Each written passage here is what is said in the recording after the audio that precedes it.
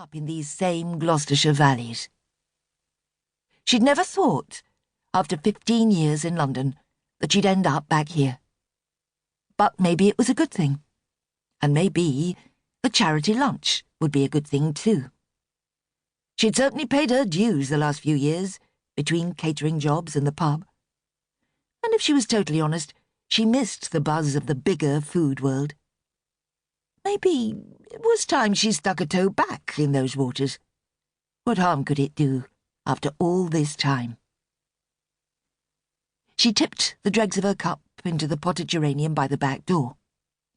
On with it, then, and let tomorrow bring what it would.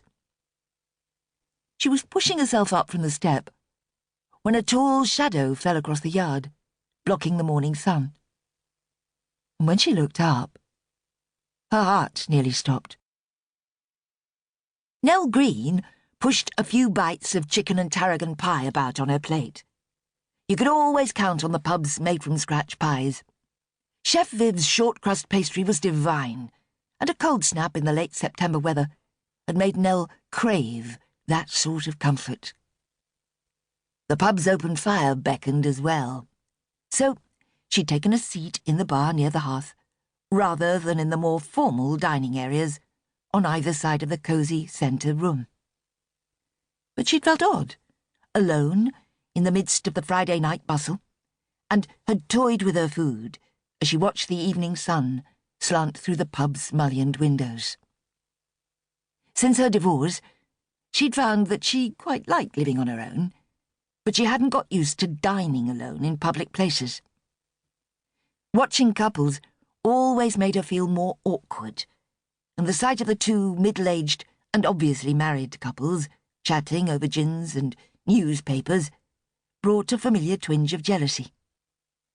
But tonight, the young man and woman at the next table took the prize. They sat with their legs intertwined, kissing and nuzzling.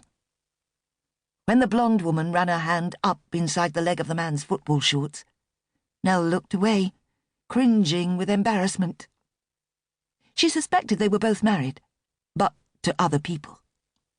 Nothing else would explain such a brazen display of, well, she supposed you could call it affection.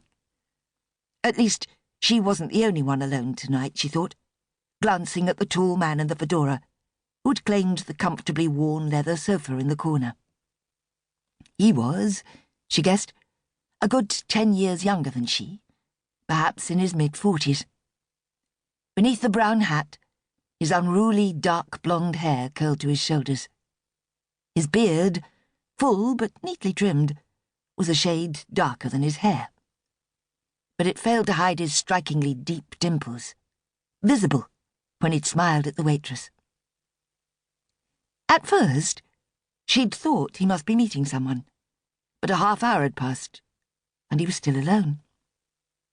Now, as though sensing her notice, he glanced up. Raising his eyebrows in the direction of the snogging couple, he gave her a small, conspiratorial smile. Blushing, Nell managed to nod back. Then, slowly and deliberately, the man winked at her, before turning his attention back to his food. Nell felt mortified. Had he been mocking her? But there hadn't seemed any malice in his gesture, and after another moment spent nibbling at the remains of her pie, curiosity got the better of her, and she glanced his way again.